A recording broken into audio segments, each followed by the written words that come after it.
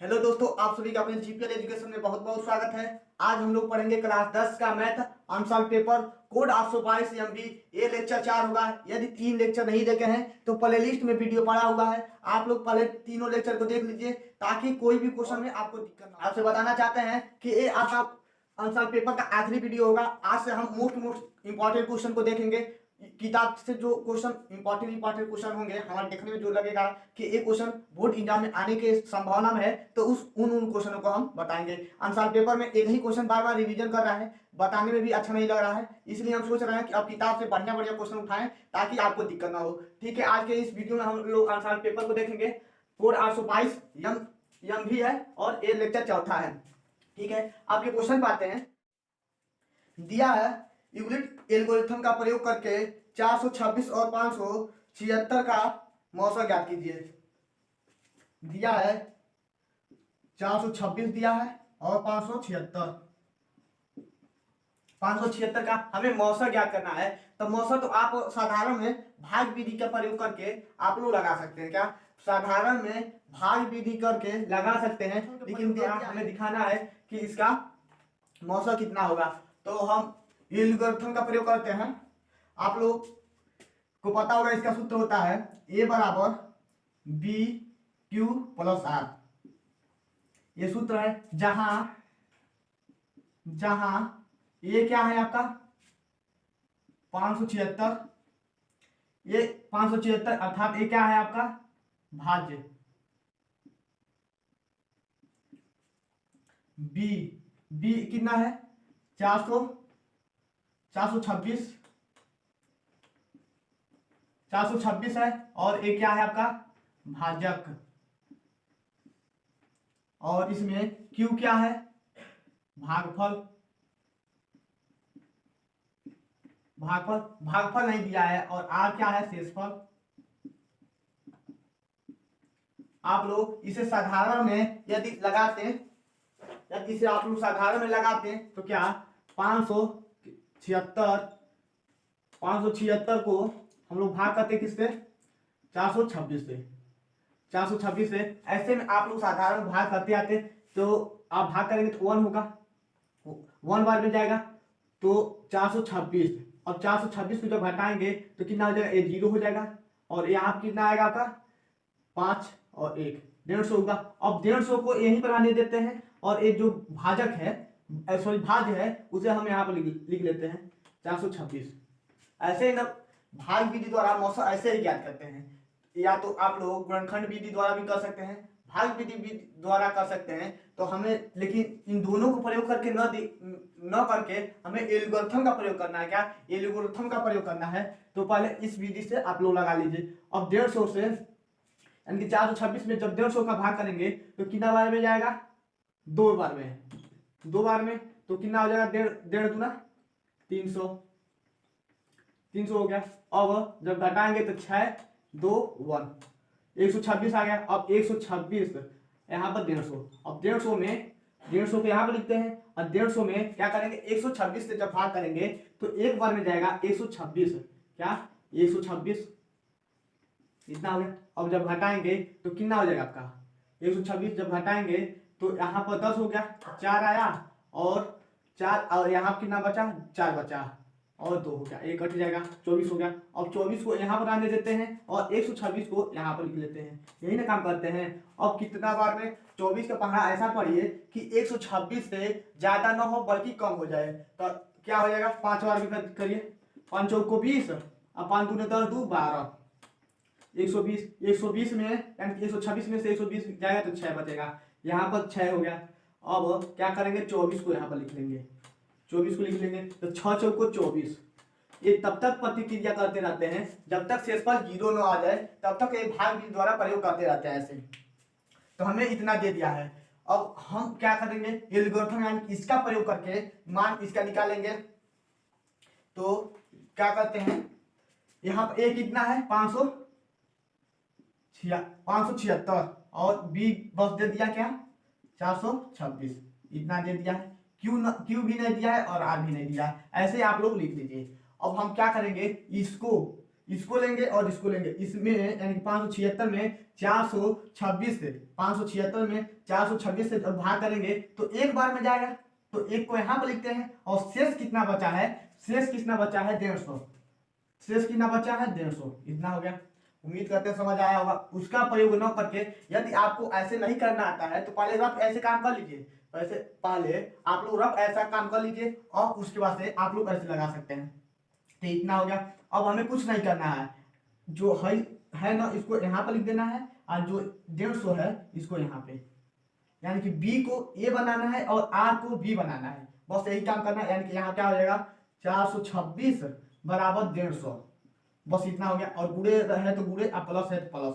अब 150 का 426 में जब 150 से भाग करेंगे, ये आपका गुणा में है ना, सीधा अगर भाग यानी कि भाग ही ना करेंगे तो कितना बार में जाएगा, कितना बचेगा, शेषफल 2 बार में जाएगा और शेषफल कितना बचा 126, 126।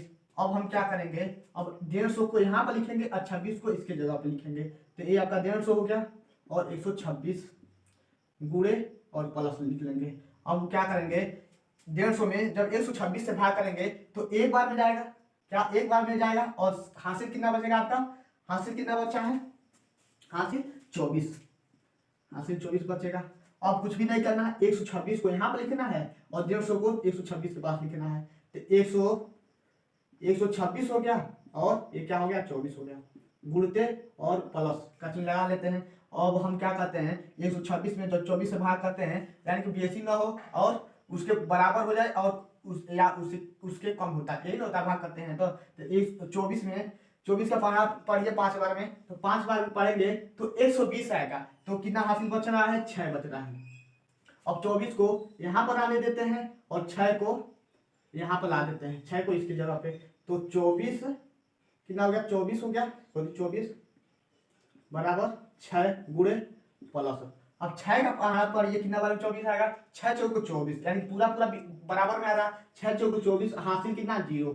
जब तक ये काम करते रहते हैं जब तक शेषफल आपका 0 ना हो जाए, अर्थात आर का मान 0 आ गया, आर का मान 0 आ गया, अतः बी बराबर कितना हो गया आपका 6, बी बराबर 6, अतः हम कह सकते हैं, अतः इसका मौसम कितना हो जाएगा, मौसम 6, जो लास्ट बार में जितना अंक से कटता है यानी कि 6 बार 6 से कटा है, ये आपका क्या है बी है ना, ये 6 बार में तो इसका मौसम कितना हो जाएगा 6 होगा, कि 6 का पहाड़ा पर है ना 6 चौक 24 तभी ना 4 बार में कटा है, तो यही आपका यानी कि ये क्या है भाजक है, क्या है भाजक है, तो बी क्या है भाजक है, तो अतः इसका मौसम क्या हो जाएगा 6 हो जाएगा, ऐसे भी लग सकता है। और जो लास्ट में आता है वही आपका भाजक मौसम हो जाता है। ठीक है, आप लोग इसका स्क्रीनशॉट ले लीजिए। उम्मीद करते हैं समझ आया होगा। यदि ऐसे नहीं समझ आ रहा है तो आप लोग भाग विधि द्वारा पहले रब कर लीजिए, उसके बाद से एल्गोरिथम का प्रयोग कर लीजिएगा, उसके बाद से एल्गोरिथम का प्रयोग कर लीजिएगा। इसको लगाने का 3 विधि है, एक तो एल्गोरिथम हो गया और दूसरा भाग विधि और तीसरा गुणनखंड विधि।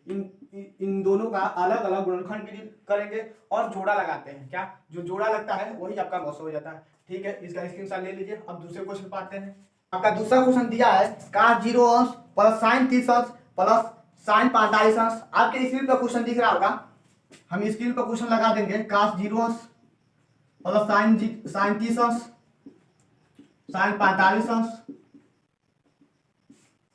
बहुत अच्छा क्वेश्चन है। और sin 90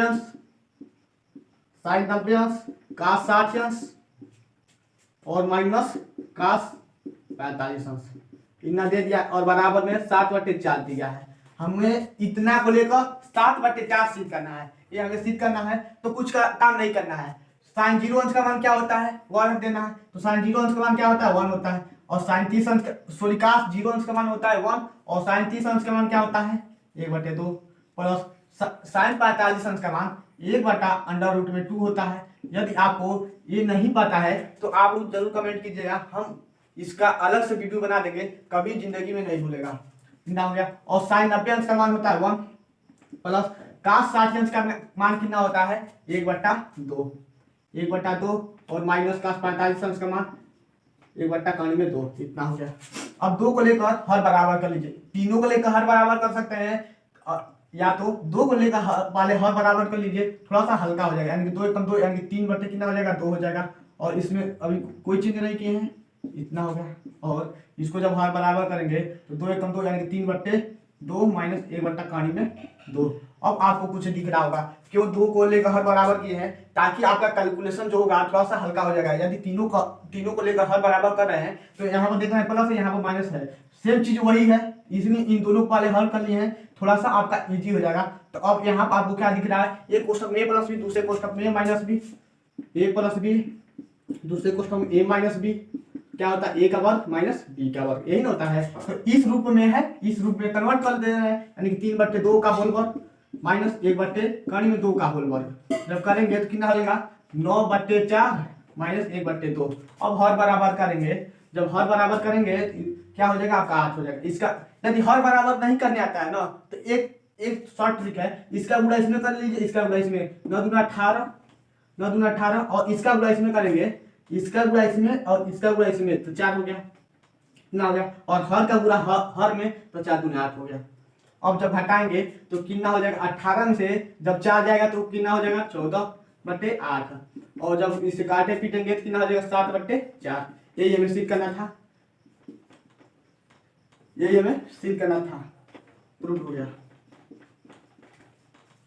ठीक है, आप लोग स्क्रीनशॉट ले लीजिए। अब हम आके तीसरे क्वेश्चन पे आते हैं। तीसरा क्वेश्चन क्या दिया है, बिंदु 3, -3 तथा 9, को मिलाने वाले रेखाखंड को समत्रिभाजित करने वाले बिंदु का निर्देशांक ज्ञात कीजिए। मान लेते हैं 2 बिंदु दिया है, ये बिंदु दिया है और बी बिंदु दिया है, बी बिंदु, 2 बिंदु दिया है, तो इन दोनों बिंदु को हम मिला देते हैं। तो ए बिंदु का निर्देशांक कितना दिया है 3, -3, और बी का कितना दिया है 9, 9 इतना दे दिया है। तो ए बी, जो ए बी रेखा है वो उसको हम 3 बराबर भागों में विभाजित करेंगे, समत्रिभाजित कर रहा है ना, समत्रिभाजित।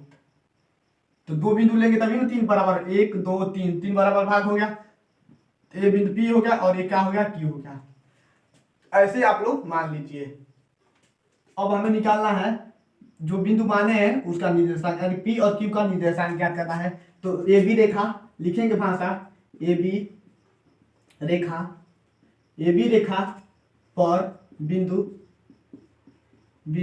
पी का निर्देशांक, ऐसे लिख लेते हैं। तो मान लेते हैं निर्देशांक क्या मान लेते हैं x1 और y1, ऐसे मान लीजिए।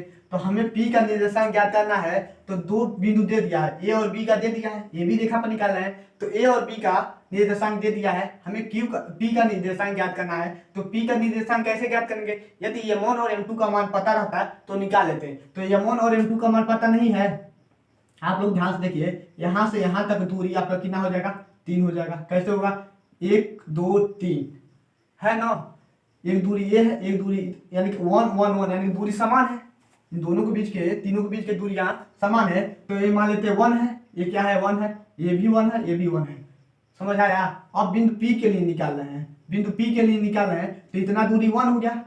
अब A और P के बीच की दूरी क्या हो गया 1 हो गया, और P और AB के बीच की दूरी, P और AB के बीच की दूरी कितना हो जाएगा 2 हो जाएगा, होगा ना। इतना पूरा दूरी कितना है 3 है, ये तो समझ आ रहा है। तो अब हम m1 और m2 का क्या माना गया, एक संबंध 2, इतना हो गया। तो हम निकालते हैं x1 और y1। तो बाह्य बिंदु क्या अंतः बिंदु से, जब क्वेश्चन में अंतः बिंदु और बाह्य बिंदु का नाम न ले तो आप लोग अंतः बिंदु से लगा सकते हैं, यानी कि क्या होता है m1 x2, m1 को लेंगे तो x2 plus m2 x1, m1 plus m2, इतना हो गया। अब हम क्या लेते हैं, x वाला हो गया, y वाला m1 और y2 प्लस m2 और y1 बट्टे में m1 प्लस m2, इतना हो गया। m1 का मान 1 है और गुणे x2 का मान कितना है आपका 9 है, x2 का मान 9 है। यदि आपको नहीं समझ आ रहा है x1 x2 y1 y2 पहले छांट लीजिए ताकि आपको दिक्कत ना हो।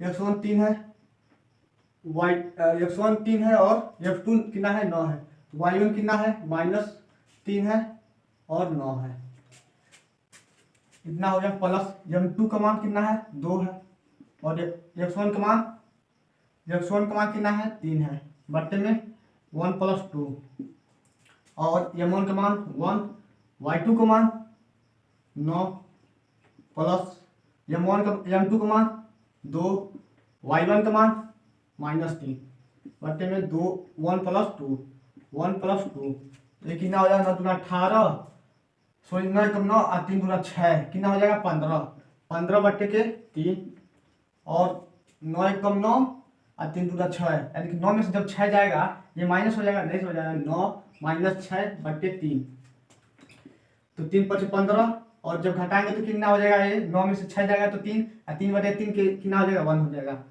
तो आपका ए बी रेखा पर बिंदु P का निर्देशांक 5,1 आ गया, 5,1 आ गया। अब हम निकालते हैं Q के लिए, इसका जो निर्देशांक आ गया कितना आ गया 5,1 आ गया, इतना हो गया। अब हम इसे रब करते हैं,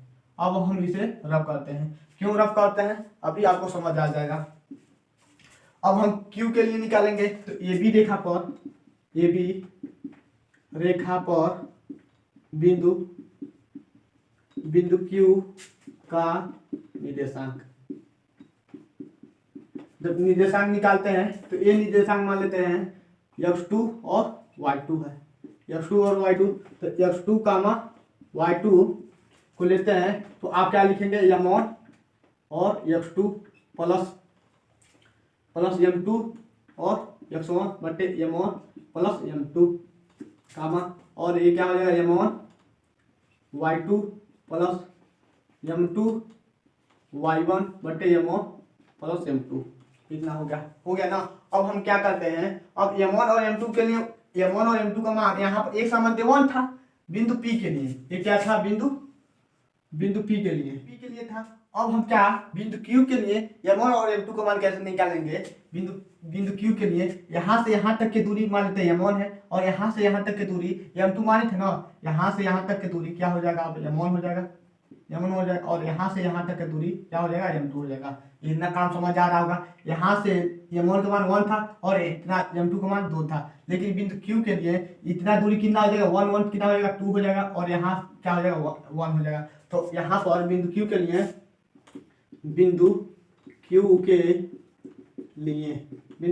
क्या हो जाएगा m1 = m2 का मान कितना हो जाएगा 2 = 1 हो जाएगा। उम्मीद करते हैं समझ आया होगा। यहाँ से यहाँ तक की दूरी 2 होगा और यहाँ से यहाँ क्या करते हैं मान रखेंगे, तो m1 का मान कितना है 2 है और x2 का मान कितना है आपका 9 है प्लस m2 का मान कितना है 1 है और x1 का मान 3 है और 2 + 1 m1 का मान 2 और y2 का मान कितना है 9 है प्लस m1 का मान 1 है और y1 का मान कितना है -3 है, कितना हो गया 2 + 1 कितना हो गया।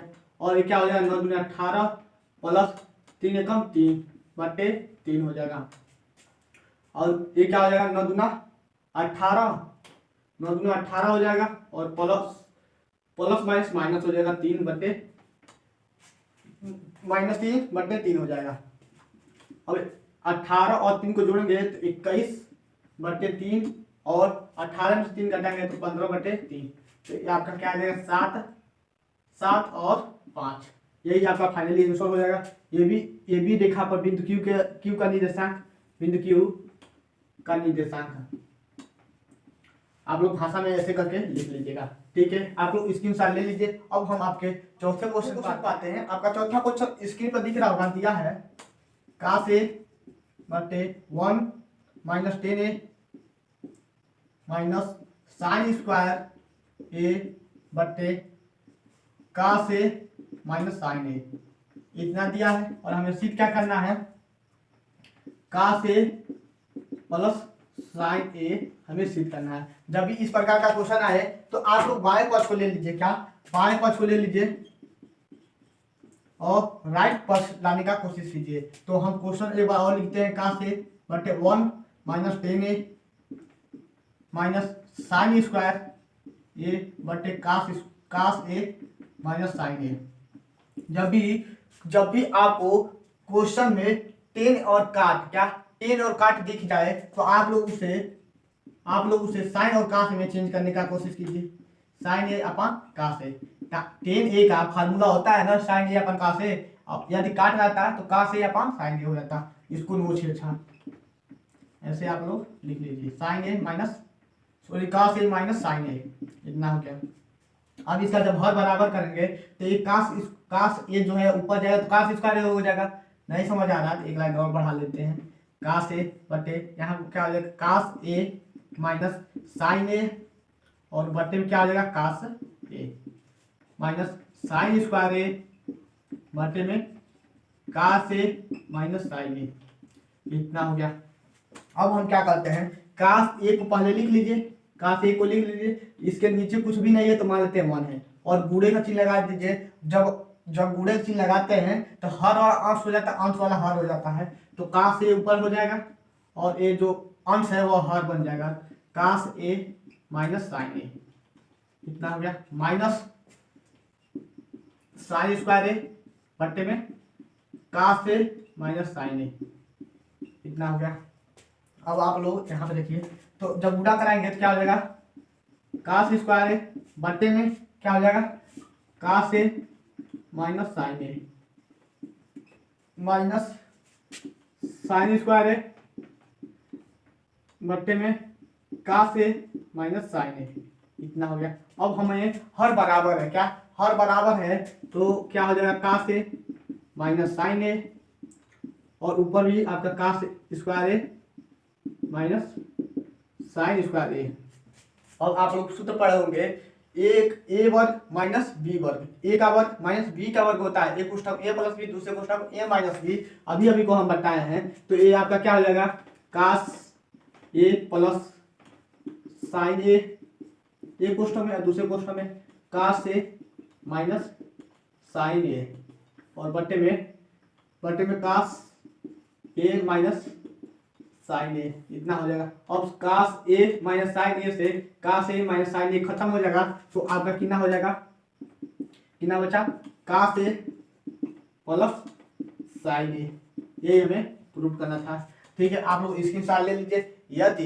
यदि आपको कुछ और सिद्ध करने के लिए कह दे, सिद्ध करने के लिए क्या, यदि आपको यहाँ पर cos 2a बटे में cos a minus sine B, sine A है ना, साइन ए, यदि आपको ये भी सिद्ध करने के लिए cos 2a बटे में cos a माइनस साइन ए, थोड़ा सा अच्छे से लिखते दिख नहीं होगा, क्या साइन ए, ये सिद्ध करने के लिए दे देगा तब क्या करेंगे, तो आप लोग ये वाला फार्मूला न लगाकर, क्या ये वाला फार्मूला न लगाकर आप लोग यहाँ से क्या बढ़ा सकते हैं, क्योंकि आप लोग जानते हैं cos 2 थीटा सूत्र, cos 2 थीटा सूत्र होता है cos square theta minus sine square theta, यदि थीटा तो थीटा, यदि यहाँ पर ए रहता है cos